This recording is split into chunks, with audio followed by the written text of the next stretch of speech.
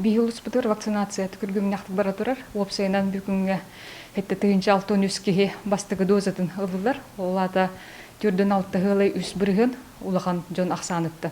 Иккис компаниянын 5 тыгынча 614 кихыллар.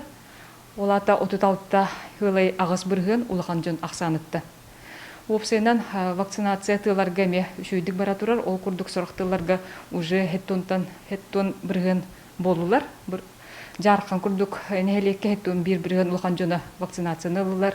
Өңөлжө 6 агыс бирген, Кировка 6-5 бирген, Жикимдеги 6 бирген, оннаттан биген биргени астылар Малжагар, Акана, онна Хорула.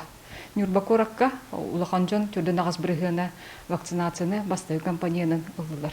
Бияга Нюрбаулугар билген 2 вакцина бар. Ол курдук Спутник V, Гамковид вактен, онна Спутник Лайттен вакцина бар.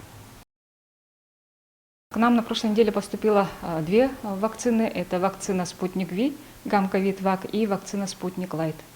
На сегодняшний день вакцинированы в районе первым компонентом вакцины 7043 человека. Это 46,3% взрослого населения нашего района. И получили оба компонента вакцины, то есть полный курс вакцинации 5614 человек, что составляет 36,8% взрослого населения района.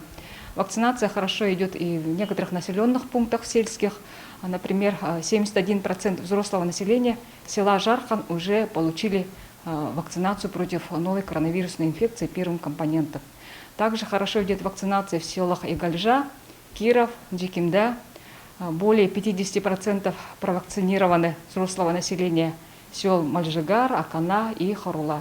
В городе Нюрба процент вакцинации взрослого населения на сегодняшний день составил 48%.